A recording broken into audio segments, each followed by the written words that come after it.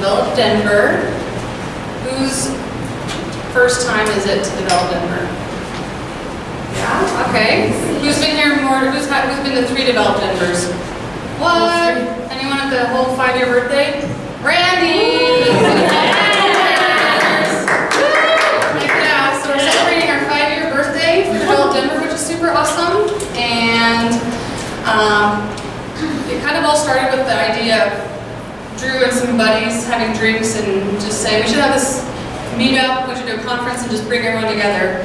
And literally 6 weeks later it happened. So this whole vibe of Develop Denver is all about like just making things happen and using the community to like create for community. And so we're pretty excited for our 5-year birthday. It's kind of the biggest one yet.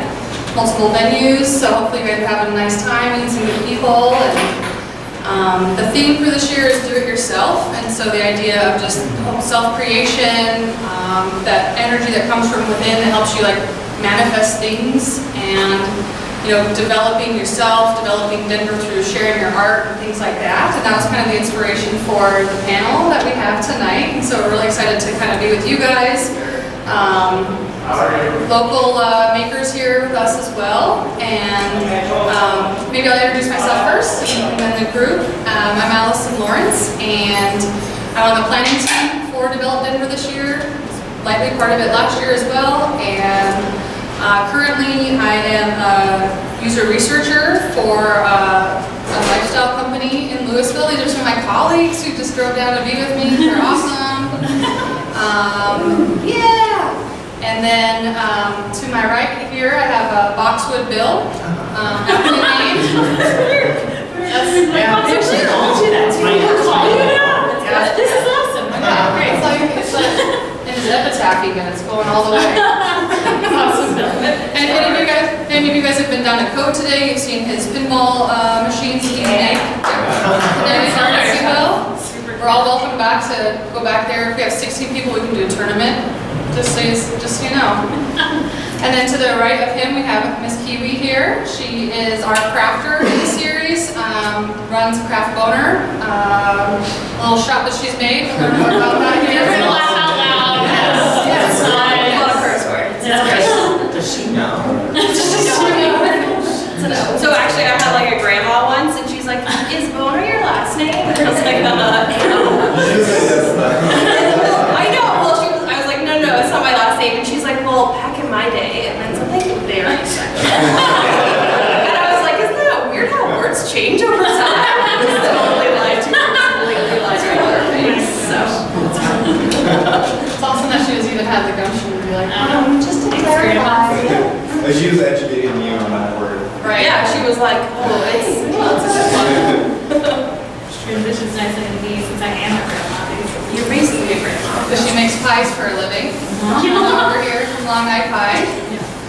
Where did Long Eye Pie come from? Grammar nerdiness. So pie has a long I sound in it, so it's like 3rd grade grammar class. Yeah. Okay. And 3rd graders love pie. Hi. Yeah, everybody loves pie. I love it. Well, except for You don't eat pie? I can't do that. So you're more like a cake person? he's gluten intolerant. Like really celiac or I don't like hate a it. It hates me. Oh, okay. Sundays. Sad days. Well, to kind of kick things off, I think it's always nice to sort of take stock of where we are, and then sometimes it's fun to see the journey from where it started. And so in terms of like things that you're creating and creating now, what's been the most recent like favorite thing that you've made? I've been working on the pinballs that are at Code are 3 years old now, and so it's been neat to see. We did a series of tournaments with them, so we had a tournament with like 12 to 24 drunk people slamming on them every week for 12 weeks in a row, and so we ran them through that tournament, and then host different tournaments all around, so we got to see the wear down and break points and things that gave people trouble, and so solve those solutions. And so the problem solving on those machines is always mechanical, but the idea with Boxwood is that it is simpler. It's like, oh, you thought about ramps. You could put you could put electronics on a pinball. It's like, I know that. that's what happens, right? So how do you reduct that into something else? So by totally changing the approach or getting rid of your first ideas, you can come up with something a lot different. So with the box, like I wanted hardware, because hardware looks nice. Like these latches latch the game together. And then my friend Lehman at O'Wheelie was like, those are ugly. It's like, yes they are, and they don't work that good. So you have to like rethink it. And then tongue and groove flooring bits made them join together really nice and stayed within the concept of it's all wood and it all works together. So a lot of these things that you struggle with and go through end up, when people finally see them, they're like, it couldn't be any other way. But you've already had 6 different iterations of it. So they're like, have you thought of? I did, and I appreciate, but I always like to keep learning, just in case. Like, I'll watch this idiot's YouTube video about, here's how you use your computer. It's like, I know that, but I'll sit there just in case. He's like, and here's this keystroke. You're like, oh my God, that just saved like 3 years of my life. You made that every 18 minutes worth of it. Yeah. Just keep learning from people. It's like seeing the difference of what you have now versus how you started. Like, what's been the biggest jump between current version and like where you started? Something that's so distinct that you're like, how did I end up here? Right. Have you always like, Is that a question for Bill? or just for everyone? Like, you know, looking at your catalog, also viewing the mugs. Have you always done mugs? No, so Craft Owner is hilarious in itself, but like it's cards with a lot of like curse words and just like very honest cards. So it's been this evolution for a long time. But when I was first doing cards, I was like very nervous to offend anyone.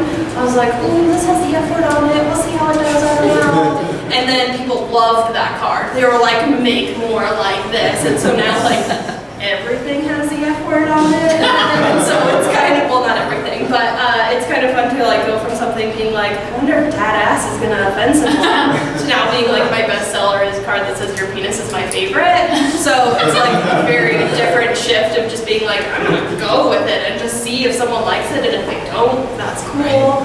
But yeah, so it's definitely been, along with a lot of like other stylistic changes, is sort of just like giving less fucks over time about like what other people think, because it seems to work better for me. So I think in a similar way, like even with pie, like if you came to my shop, you're not gonna get a straight apple pie or a straight blueberry pie or anything like that. Like I do peach jalapeno or blackberry and like salted honey lavender and like bourbon chocolate pecan or those kinds of things. So it's not like I kind of had to be like, well, screw everyone that wants straight apple. I don't care. I'm gonna do an spiced apple cranberry, and that's what I'm doing. And if you like it, you like it. If you don't, you don't. Like that's the reality. but there's a lot of like testing too, testing like out, saying like, oh, this works, this doesn't work. People don't like the C word, but they like the F word.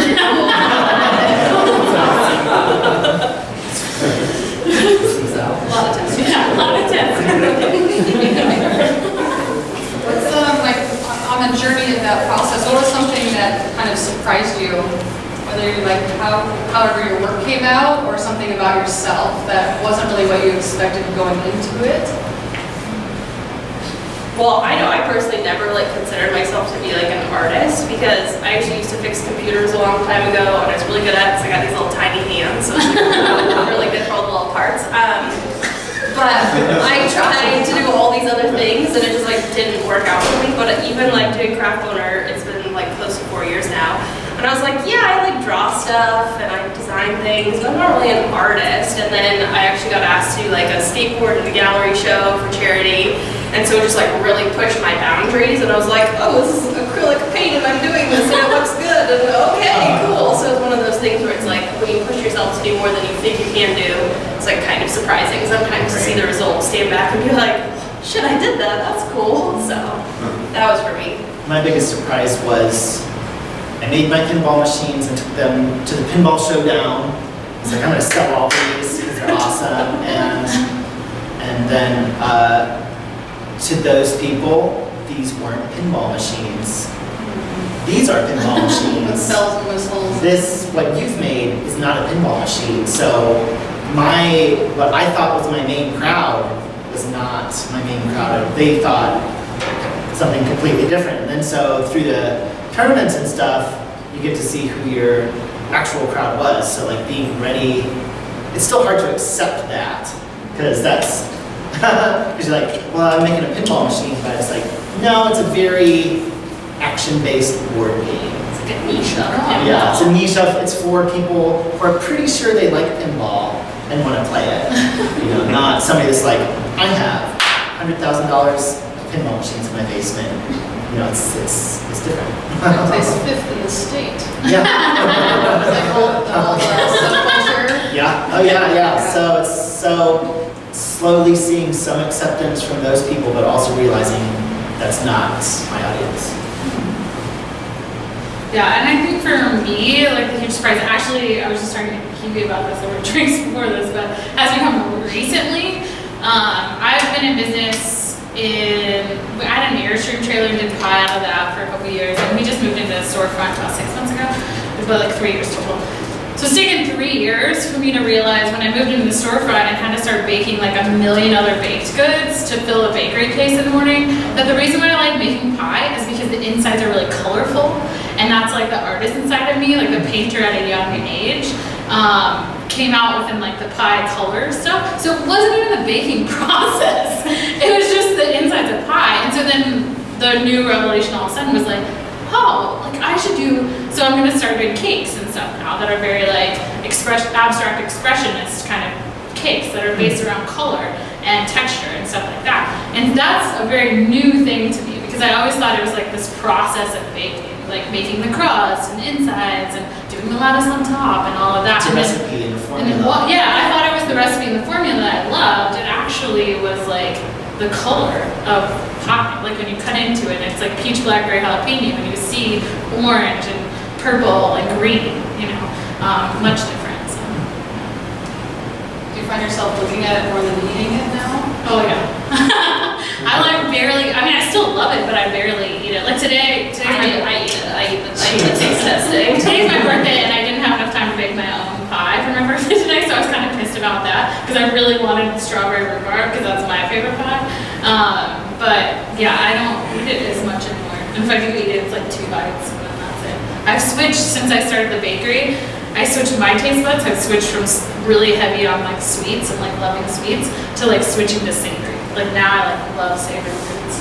I think it's because maybe my skin like soaks in sugar now or something, so my body doesn't crave it anymore. I don't know. In terms of what kind of things have helped you along your path, and you know, with anything that we do, when we're making things, there's a process of putting out there, and everything's a cycle, so things have to come in as well to feed us to be able to produce out. What are some things that you guys look for? What feeds you as artists and creators? Your day-to-day, or things you seek out to nourish you in a creative way?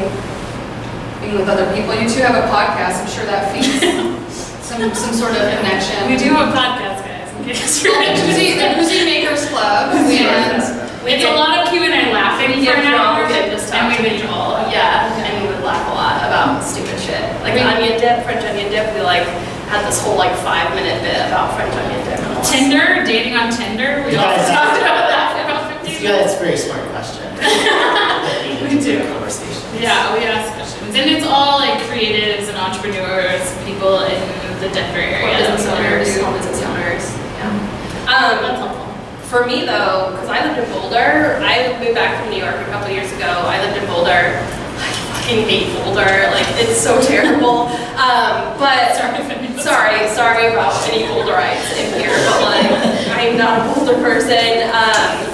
But yeah, so I moved back to Boulder and I was like, oh, everyone in New York sucks. Like no one wants to work together. No one wants to like nerd out about anything, and like they're just all very competitive, and it drove me insane because I'm an introvert. Like most people don't see that, but like I'm an introvert. But if I can talk to someone and they totally understand what I'm saying, they're like picking up what I'm putting down, and we're just like having a conversation, it's the best for me. And so when I was in Boulder, there was nobody to do that with. I like tried really hard, and everyone's like in their own little cocoon.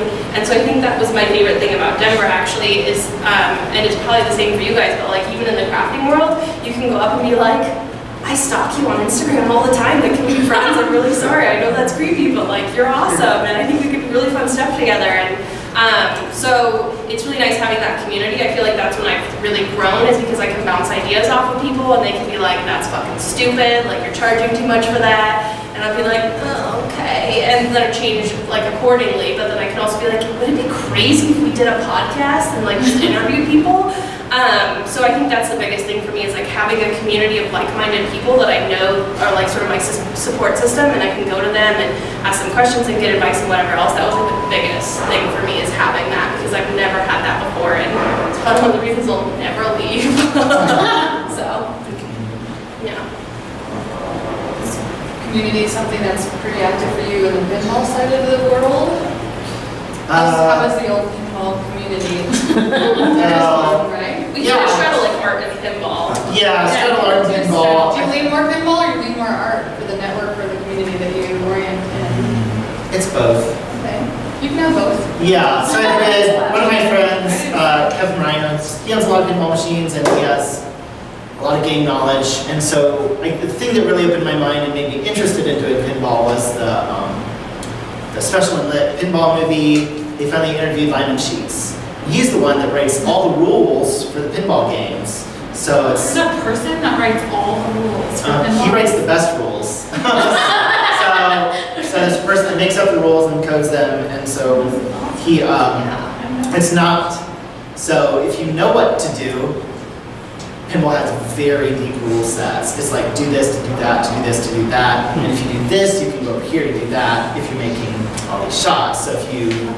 So like it's, it's one of the things where like you have to be good at it in order to be able to get into those deeper rules. But pinball started out with cling, cling, cling, and then it was just a moneymaker at the bars, and then it sort of became a home market, and these deeper rules started to develop. And so people now will judge a machine by how deep the rule set is, like how long will this game entertain you for, like how much thought have they put into it.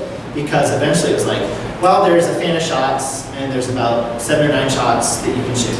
And you can permutate that a little bit, but what is going to make this game special is the way that you shoot those. Or a hurry up is you hit this shot, and now you get double points if you hit this shot right after it. And so like knowing all these complex rules is what makes it really interesting. So I saw that, and I was like, holy shit, who knew that, right? And so so developing the rules for my games is what I really like doing. Is trying to balance it and make it fun and fair. So I have a design your own pinball kit, and I teach that to middle schoolers and stuff. And so at that point I had this 18-page treatise about how to build games and what to do for the teachers, and nobody was going to read that, so I made a comic book that told you how to make a pinball machine. And it was like, if you make your game fun and fair, people want to play it. And so one of those things, you know. How was pinball unfair? So one of the examples I use for them is like, They just take your money. yeah. Sometimes the game fights back too much. You want it to be your fault that you lost, not that the game cheated you. Yeah. So my wife is a great play tester for that. It's like, I hate that. That made me lose. I want to be the one that makes me lose.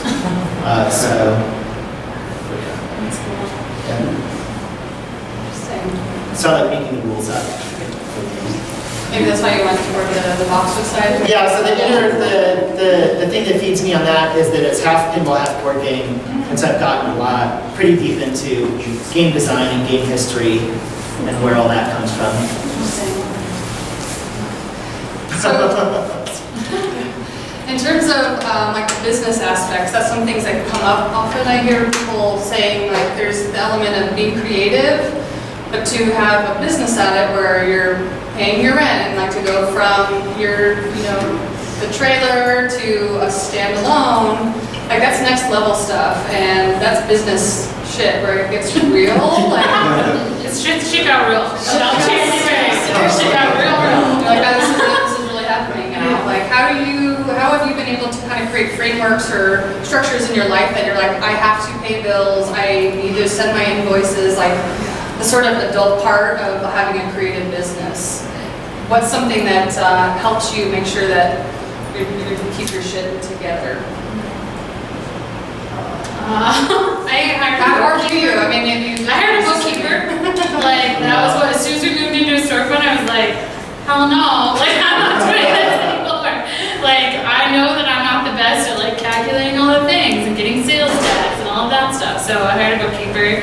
I think, like, a lot of things is, like, for me, so yeah, out of the three of us, like, I have a storefront, so, like, I have to pay rent in this storefront every month, and I have to pay my loan payments for building out the storefront every month, which is much different than when I had an Airstream that I just kind of like built out myself, bought the Airstream outright kind of deal. And your whole rent and expenses. And I have my own personal rent and expenses and all that stuff, so the bills like definitely got higher. And so what's interesting is I'm in this, it's funny like talking on this panel right now because I feel like I've been through this like creative slump for a really long time, and it was just the last few weeks that like I finally was like, oh, this whole color thing came about. And then I realized, oh, also, Shauna, you can do what you actually want to do and make good money because people get married. And what I realized is like my storefront bakery like makes money, like cash flow is like a huge thing that I think about a lot in business. It makes money because people come in and get coffee and baked goods. But the reality that I know in my business is that pies for weddings are popular, right? So like now in this season, I hit the jackpot with that. But like, so I can make really good money doing that. But if I did cakes and pies, I could do any wedding out there for dessert, basically. So all of a sudden, I was like, oh yeah, I should really do that. You're a good baker. You can do these things. Like, why don't you just do it? You know? But it also doesn't like crush my creativity of like who I am as an artist and a baker to do those things. But it also can make like a good cash flow coming in and out, right? So for me in the business side, like because of like the expenses like going up so high when we moved into a storefront, that's what I think about a lot these days. It's like what's cash flow look like what are my numbers, what are sales, like how am I getting those bigger orders, like that kind of stuff, which is much different than when I was like. Would you say that a business is more about getting money in than saving money? It's like the flow of it all, right? So like for me, it's always watching like what's coming in versus what my expenses are going out. And like in the first, few years of business, you're not even projected to make profit, right? So you're really just wanting to like keep breaking even like every month so that like all your bills are getting paid and all of that stuff. So, over the next like, I have a lease. I've been in there for a year of lease and I have 4 more years of this lease in the Denver market, which is great because of how Denver's populating right now, right? So hopefully like I'll be making like really awesome profit by the end of that lease. But right now it's just about the flow. Like what money's coming in, what money's going out, like how can we keep this as a cycle so like I'm not going to debt as a business, which a lot of people are. I'm the fucking worst at business. I hate it so much. I've been like pretty lucky so far. I should probably make an alcohol or something, but to just balance sort of like wholesale accounts versus retail and craft shows and everything else. Because people love curse words, like who knew?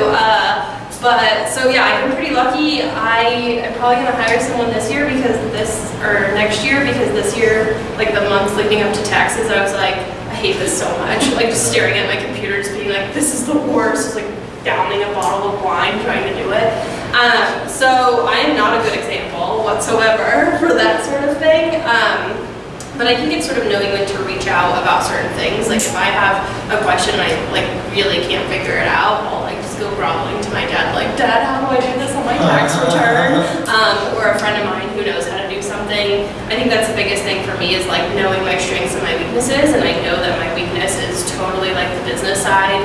and like maintaining my wholesale sort of partnerships and all of that, I'm fucking terrible at it. So it's sort of like a work in progress that I'm working on, but like you don't have to be great at it to have a business. But my business would be a lot, well, yeah, you gotta know who to hire, but my business, like knowing that my business would be a lot stronger if I did have someone who was taking care of the business stuff, but I like to focus more on the creative stuff. Right. Rather than get stronger at your weakness, let someone else cover that. Yeah, because it's like you have so little time, it feels like to do anything. Like I feel like every day I have no idea, but when the time like 6 o'clock hits, I'm like, what did I do all day? But then I was like packing orders and responding to emails and doing all these things, and those are things that I still want to be really hands-on about, but it's hard for me because I want to be hands-on about everything, even stuff that I suck at. So it's just sort of like knowing when to delegate and be like, Right. just do this for me. Like I'll pay you, just like take it. I can't handle it. So Yeah. Yeah, I was gonna say, you have a business partner with the pinball, correct? You released a creative partner? Do you Yes, guys creative you guys share No, it's all mine. responsibilities? It's all his, you No, guys. Travis is a founder, Okay. and so and it has worked out really well for both of us. So nice business advice was, one guy one time he said, you have to know what you want to get out of your business. So this is really a hobby business because it just pays for itself and perpetuates. And so he said, there are a couple of different things you can get out of that. You can think that you're going to make money, or you're both artists. You can use it as leverage to bump yourself up in the art world. So there's different outcomes other than money that you can get out of business. So like recognition, notoriety, here I sit. But, and like, when I do the math on how many pinball machines I would have to sell and what would have to happen for me to make $100,000 a year, it's like, I'd have to make a machine every other day or something, or selling one every other day. So that's sort of out the window. But for now, but there are better ways to make money than the big pinballs. So what the big pinballs do though, so this is mostly for like art recognition and then some money to perpetuate. What the big pinballs do is they legitimize the smaller machines. So when you see our kit, you're like, that's cute. And then you see the big machine, you're like, wow, that's fucking amazing. So you're like, this is the same person. And then the bagatelle machines, the small machines, you're like, so this is as amazing as those are, because it's all related. So you can have a premium product to show what you're capable of. And then people can decide for themselves at what level they would like to join you. I haven't thought about it that way, that you have certain things that are the main artery. Because when I sell the do-it-yourself kit to a school, I sold 20 at a time. That was a great payday. Yeah. And then at Christmas time, we did our first Christmas with the big machines. It's like, people don't go to craft fairs and spend $700.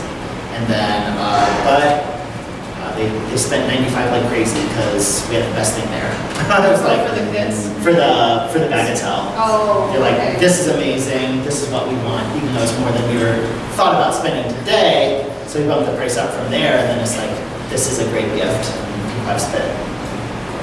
And price is an interesting thing. I mean, I'm sure you guys have, as you've gotten your sea legs, gotten more confident in what you're pricing. What is that, what's something that you learned for yourself in that process of saying, I'm putting a value on my time and what I'm putting out there? Was it an easy thing to do, or did you really have to like practice saying what it was, or what you decided? Confident. Yeah. I think like Yeah. very confident in your price, right? Because so pie's where I started. If you go to King Supers and get a pie, guys, like that costs you $7. Like that pie is shit, but like it costs you $7.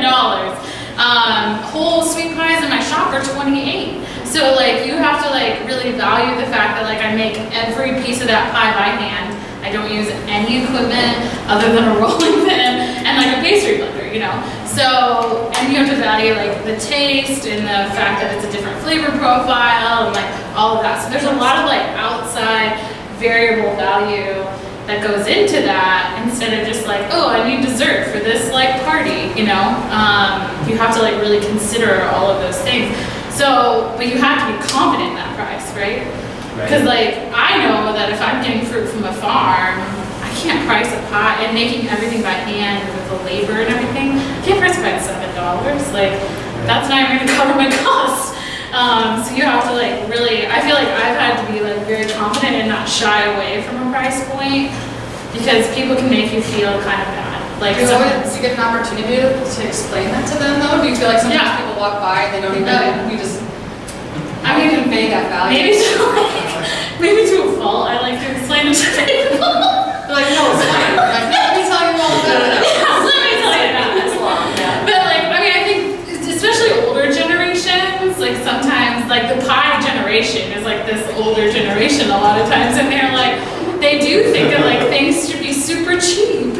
And so then I have to explain, and I try not to be really snarky and rude, and I try to be really nice in the explanation, but I kind of have to explain the fact that like, you know, I make every piece of this pie by hand, I get fruit from this farm, like it's organic fruit, like I use the best ingredients, like all of that stuff, and try to explain it, because for me, I just realized very quickly, like, value points for people are huge. It depends on what you value, right? Like if you value, I want the cheapest possible product out there, then you're gonna do that.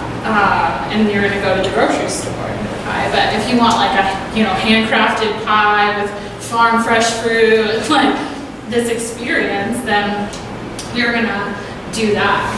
And for me, the other thing that I realized is that, which is a value for me, is like I teach pie classes to people, and that costs more than me giving you a pie, but it also is a huge value for me, because I would rather like you go home with your friends and family and make a pie at your house than actually buy it from me in the store. But that's like a different price point too, but that's a value that keeps like adding. So people are very, in my generation, very experiential, and so classes were a huge thing that like came on the scene for me that I didn't realize would come on the scene. Pricing was hard for me. Well, for a long time I was making everything by hand, and I just realized that the volume that I was doing with cards and everything else, it just wasn't possible. Like I just was in a hamster wheel, and I just like was never ever making any sort of money. And so it was really hard for me, but I decided to go hand lettering and printing the cards, and I hated it at first because like there wasn't just like that hands-on tactile feel. They could be like, I made that with my own two hands. So like, yes, you're gonna pay $7 for a card. But I actually priced things way too low for a really long time, and so it sort of just like changed my whole world. I was working full-time, I was doing craft boner full-time, and I was so burnt out, and it was sort of one of those things where like, I can keep charging this amount and only making this amount of product, and I will never ever be able to quit my day job, or I can sort of shift the way that things are going, be able to sell. I think now I'm in like 17 different states and stores in 17 different states.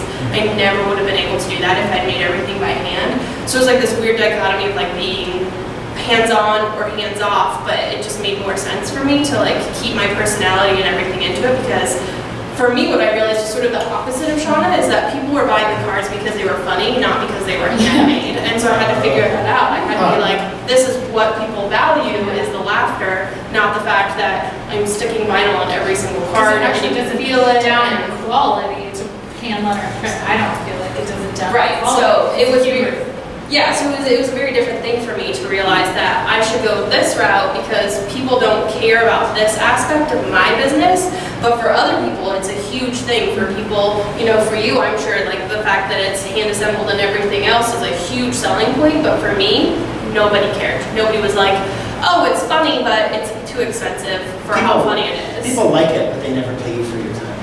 Right, so yeah, so I appreciate it, but not for my wallet. Right, and so it was one of those things where it was a really hard realization, and it only happened to me, honestly, like a year ago or a year and a half. So I was just like, again, just like struggling every month to just pay for materials of what I was making, and I just realized that there had to be a better way. So I'm sort of on the opposite spectrum of these guys in that regard.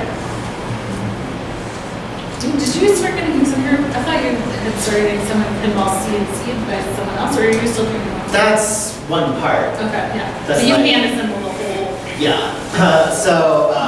The tops of the machines, I made a pin router and I was routing them out by hand. And I'm like, I love my fingers too much to keep doing this bullshit. Yeah. So I bought a CNC program, learned how to program stuff in CNC, sent it to those guys, and then did a test cut, and it was good, and had them cut those parts out, which is tough to sand and stain all those pieces. And so my wife and I were like sitting there sanding and staining this, just like, these are still handmade. Yeah, absolutely. Because I'm like, oh, but the machine kind of just like, no, we are hand making these right now. We're legitimately sanding them by hand. So are you painting the decoration, the So so we started that way where I hand cut everything and it took me a week, and Travis hand painted everything and it took him a week. And then, so our price was outrageous. It was, well, not really, it was like $700. And so I call it Taco Bell money. If I'm making what I would make working at Taco Bell in a week, that's like, oh, I'm doing great. You know, it's like I was the lowest paid employee at Taco Bell, except I'm doing what I love to do. But that's not okay, right? Talking to CNC and like, what I'm doing now is, it started as an artist collaboration, now I'm thinking of it as an artisan collaboration where we're opening the doors up to where the guy that makes my springs, I met him, we sat down and talked about how to make the springs. The guys at Indie Ink that screen print our art, I sat down with Aaron, and I made palettes so he could screen print the art. And we worked with Evan to figure out the separations. Yeah, like I know all the people who print like glassware. Like people are like, oh, well, you didn't make this. It's like, I didn't make it. I literally can't make it, but I know them, and I like feel good about supporting them rather than having to struggle myself to do like 10 glasses when they can do 200 for me. In a world of specialization, it's ridiculous to try and make everything yourself. Like a CPA, accountant, this stuff you will never know. Yeah. They will be like, oh, what about your shoelaces? You're like, what about them? It's like, oh, that's like $500. You're like, okay, great. Like, you can't know everything. And that's one of the things I think, being creative and wanting to learn, you want to know a lot of things, but you'll never know everything. And that's when working with other people is very, very helpful. That's probably inspiring too, to see them in their flow with an element that's foreign but familiar. Yeah. So one thing I think is really cool, and we talked about, Shauna's background was originally in social work. And so that process from doing something that you studied and that was kind of your career, that is now, in a way, she's actually integrating it, you're integrating it now, they have a standalone store. Can you talk a little bit about how you saw these things like passing and but still like coming together in a way? Yeah. Can you explain? So I graduated college, worked in social work for 10 years, predominantly working with at-risk youth, so kids who were on the streets a lot. The last job was in Denver working with youth and refugee families living with HIV for 5 years right before I opened this. So in that job, I had this like moment where I was like, I can't push paperwork around anymore. Like that's what I felt like I was doing. I wasn't really helping people. I was like helping sustain a very low quality of life. And I wanted to like help people live like a little bit more abundant life and like change patterns and all of that stuff instead of just like signing a document that pays their Excel bill so Excel doesn't get shut off. So in that, very serendipitously at the same time, I was in that like functioning place for about 6 months where I was like, oh, I can't do this anymore, I need to do something else. But I had been learning a lot about social enterprise and like being a socially minded business and hiring socially and all of that stuff. And then my grandma was the one that taught me how to make pie when I was very little. Like a couple holidays ago, I was home and my mom's like, go through all this stuff and like take back the things you want and toss the rest of the keepsakes. And one of them was this how-to book from when I was 6 years old in the first grade. And my how-to contribution to the book was how to make pie as a 6-year-old, which is like the weirdest 6-year-old ever. But, yeah. Did you have a moment? Yeah, I had a weird moment because I had just started the business. But so my grandma taught me at like 5 how to make pie. So I was just growing up making pie in Indiana with my grandma. But at the same time, I was kind of having these moments in the social work job about 4 years ago now. My grandma passed away, and so that holiday, I was like grieving her loss. She was like a mom to me, and so I was making pie for like all of my friends because it was just just like this funky grieving process that I was going through. And my friends were like, these are really good. You should try to start a business, you know? And my mom's a baker in Indiana, and so it kind of was like family stuff, you know? So that's kind of how the business like oddly came about. And we're still in process, like 3 years in. You know, I've had youth as at-risk kids in Denver as interns, and I've taught them how to make pie and how to run business and stuff like that. But we've gone through different nonprofits because certain nonprofits they were harder to work with. Kids don't stick around that long, shocker. But kids who are living on the street may not stick around that long. So, like the last girl that I just had, she was there for like 2 weeks maybe, and then she just went MIA. Like, I have no idea what happened. So that's just the reality. So I'm still functioning social worker in a lot of ways, but I don't have 145 clients anymore where I meet 1 hour every couple of weeks. It's like one kid that comes in like part-time, and I, you know, teach them. It's like hands-on life skills and kitchen skills and all of that, in hopes that the goal is that when they, if anyone can stay long enough, that they would move on to another job that I could help them move into, because I've lived here long enough, I have a lot of connections, and that they would have those kitchen skills and life skills and have a person that could vouch for them on a reference phone call of like, yeah, they're great, they show up on time, they do their work, they're super creative, like all of that stuff. So that's the weird way that I got into the baking world, from family and social work and stuff. But.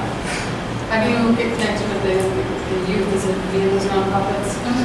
Yeah, so I worked. The smell of Yeah, they just wondered. People have wondered in any group because so my bakery is not far from here. It's at 24th and Curtis. So if you know that like that part of like 5 Points where I know that converge, the St. Francis Center is the day drop-in center, and Urban Peaks drop-in center is like right on the block too. So I actually do have people wander in sometimes that are just like, are you hiring? And we've hired some people for some different like one-off jobs and stuff. But because I was in the nonprofit world for so long in the area, I have connections. So like right now we're connected with CWE, which is Center for Women, Education and Employment. So a lot of the single moms that work there that are part of like cases there are on TANF, and that's like aid for needy families. So part of that is they either have to be enrolled in classes, so education, or they have to be working somewhere. So CWE sets them up with internships around town. And so these internships are 12 weeks long. So if anyone comes through their program that really wants like a baking internship, I'm a spot. So like, Is that an option like on the checklist? Really? Yeah. That's pretty fun. So they just like, you know, when they sit down with their employment case manager and they're like, you know, here's my interest, like what I'm looking to do in work. A lot of people lean towards administrative work because they think that's a more readily available job, which they might be right. They don't realize that service industry and culinary skills are actually a huge industry that they can get into, but it's one of the options. It's like, you know, do you want to work in like food, baking, whatever? That's an option. So that's kind of how I get people now. And then like a food editor at 303 Magazine was how I got the last girl, because she was her mentor and she wanted to be a baker when she grew up when she was 14. So, you know, Brittany approaches me and is like, would you take an intern, this girl? And I was like, sure, why not? Like, that's my whole purpose, is like this open kitchen when I'm doing a business, but anyone can come in and, you know, learn. So it's awesome. Yeah. What, if you were to give advice to people that are kind of on the verge of doing more with a hobby, what advice would you give in 3 words? I feel like that's your kid. 3 words. 5 if you need it. 5 if you need it.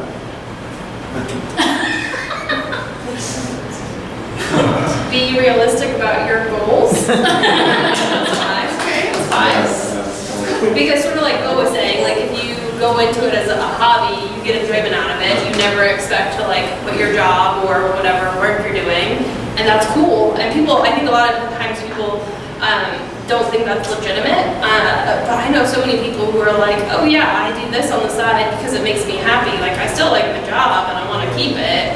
And a lot of people think that in order to have something on the side, you have to want that to be at some point your full-time thing. And you don't. Like a lot of people just need a creative outlet of some kind. Like maybe you just want to make wallets for like Christmas gifts or whatever else. You don't have to have a business. Don't quit your day job. Don't quit That's your okay. day job. Like that's fine. I think along those lines, like I would say, like there's no rules. Like no rules. Like I think we all think that the hobby has to become a full-time money-making, I make $100 grand a year, like kind of thing. And it's really like, what do you want your life to look like, dude? Right. You know, like, do you want it to be your? So you ever thought about taking this to Shark Tank? No, exactly. They would laugh. I wouldn't even get past the first interview. They'd be like, no, this is horrible. They wouldn't have anyone with What are you over in their thinking? name. And for me, they'd be like, we understand that bakeries and pie are like the least profit margins that you can possibly make in a business, so no, we're Why don't you not. start a furniture store? Yeah, so I mean, I think that's the thing. And if it is something that you're super passionate about, that you want to quit your day job, that's awesome. But like, you just have to know the difference going in. And I think that's something that took me a really long time to figure out. And I wish that I had known a lot sooner. Like, I don't want this to be a hobby business. Like, fuck my day job. I want to do this all the time. I want to curse and everything, always. So That's my personality with everything though. yeah. I want this to be Everything, Right. a huge business.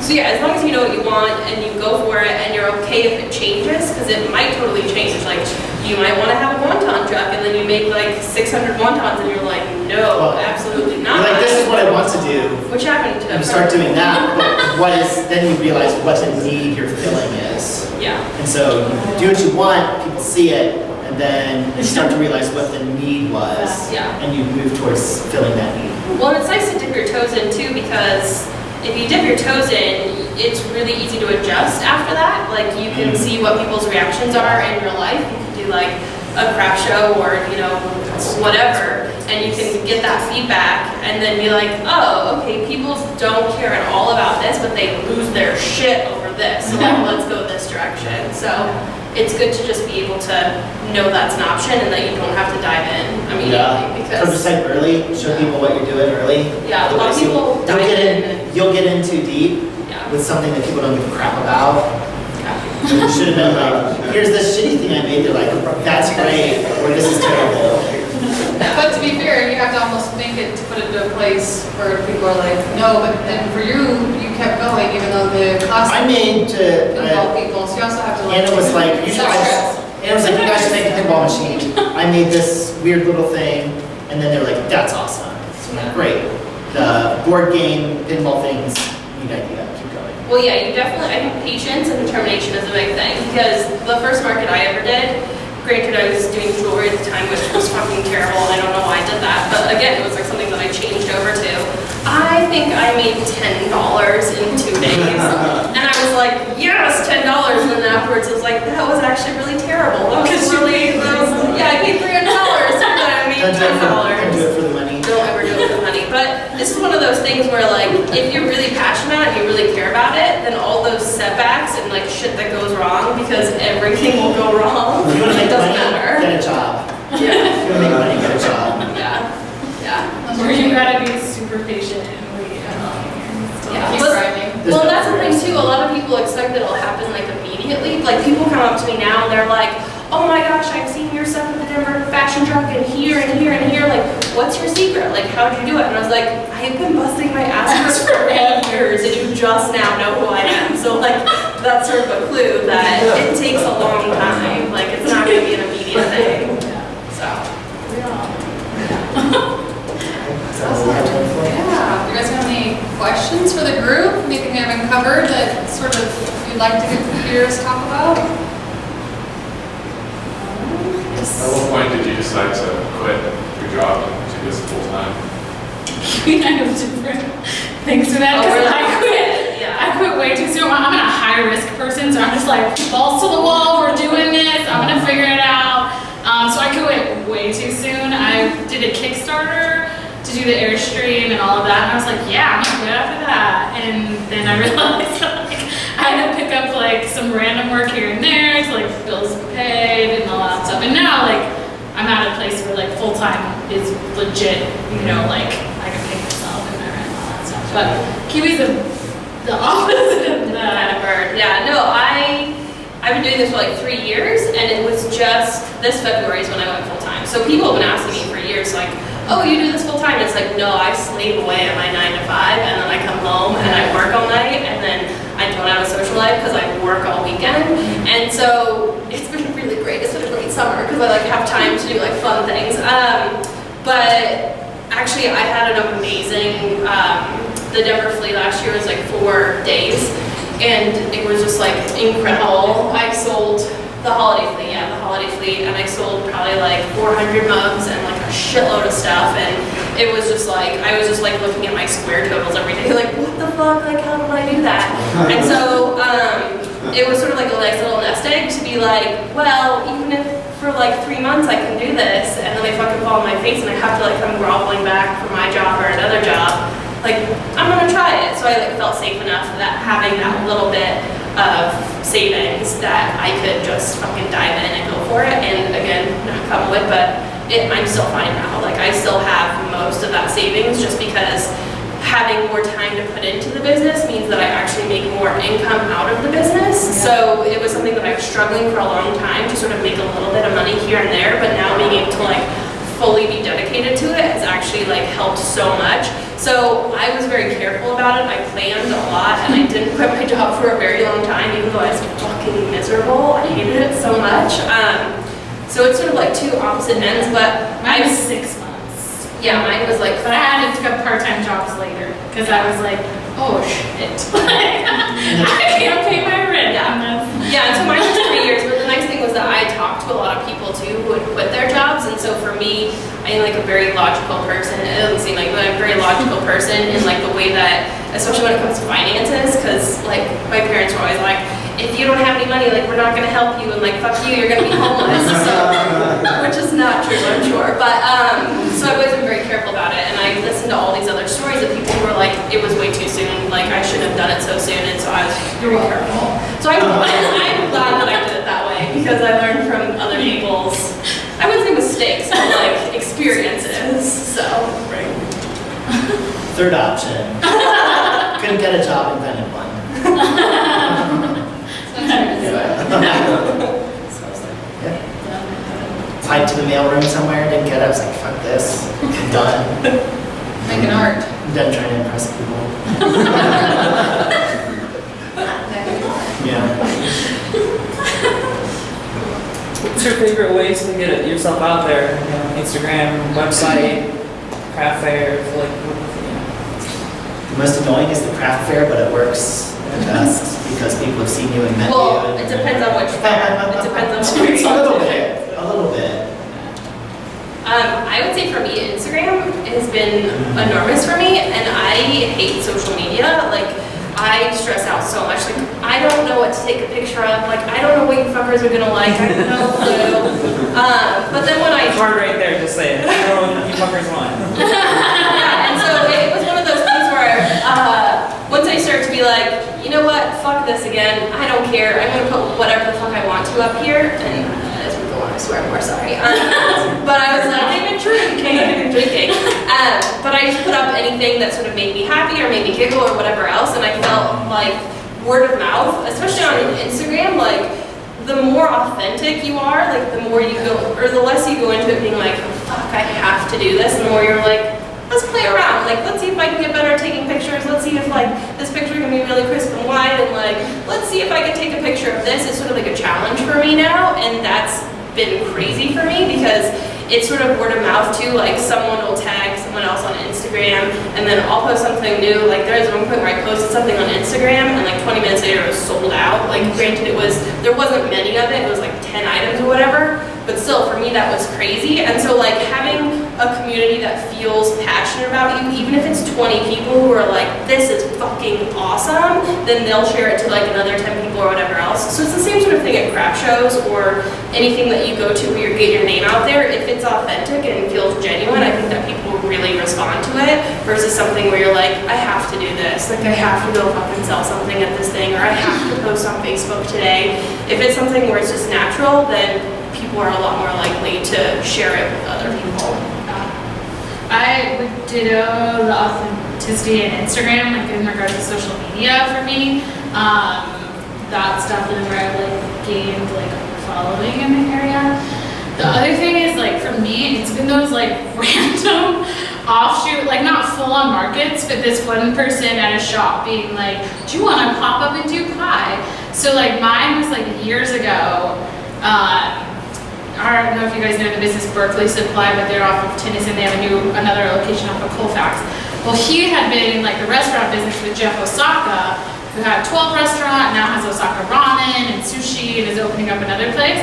So he was just starting ramen at that point in time. So he was doing this crazy, no joke, back alley, dirt back alley behind Berkeley Supply, 100 ramen bowls. And Eli owns Berkeley Supply was like, Shauna, you should come, pop up a table, sell pie to people waiting in line, and you're gonna make a lot of money, you're gonna get your name out there, it's gonna be awesome. And I'm like, cool man, I'm gonna do that. So I like did that, pop up my vintage folding table, like my cast iron skillets of pie, and like whatever. Well, when I'm popping up this table, I didn't realize it because I was so new to the food industry in Denver that I was pushing over. I said, hey, this group of like people, can you scoot over? I need to pop up this table here.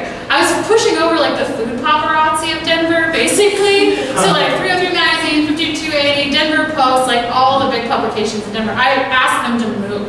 And so then I pop up and they're like, hi, what's this? So then they all taste it. Well, that for me was the open door. Like, they all tasted it, and then they all started writing articles about me, and like on the spot, are like tweeting about me, and Instagramming, and like all this stuff to their friends, and like all the followers of these food editors at these places, you know. So for me, it was like those little tiny weird offshoot things that I said yes to that broke open the door in like food industry to me, because I really started as an artist, like amongst makers at these markets. Right. I wasn't known in the food industry at all. And then because of that, You were willing to go out there. yeah, like willing to like pop up Your and story do isn't, it. I sat next to Elon Musk on an airplane.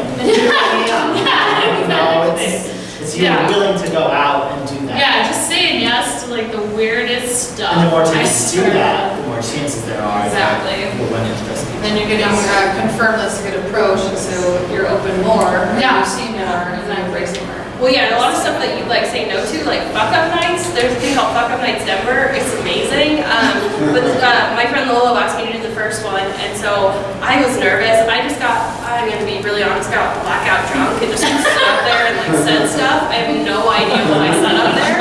I have no joke, had like 50 different people be like, oh my gosh, you were so good at Fuck Up Nights. And it was something that she just asked me to do, and I was randomly like, sure, I'm just gonna get drunk and do it. Someone asked to take their picture with me, like at a craft show. She's like, can I take my picture with you? Because my friend, we were at Fuck Up Nights, we were too scared to talk to you, and I'm gonna send it to her, like text it to her. And I was like, what is happening right now? I don't understand what's going on. So it's just like, yeah, that weird shit that you're like, nah, I don't want to do that because it's out of your comfort zone or because it might not be worth it. When you're starting out, like saying yes is No way I have a business. a really, it's a really good way to do it, even if it's something that seems stupid or terrible. And it will be super terrible most of the time, but sometimes it won't be. It's a jackpot. Yeah. Awesome. Well, Everybody's lazy at their job, including journalists. They want a story. They want you to call them with a story. It took me a long time to realize that. Like, oh, I'm not important enough. It's like, they're lazy, they have a deadline. If you have a story and bring it to them, they want to do it. If you write half of it for them, they're like, great. Here's the story, here's the other people I can call, done. Like if you do their job for them, they will put it in the paper. Which is what a press release is. Just like still getting used to those things. yeah. Awesome. Well, thank you so much, you guys. I hope this was fun.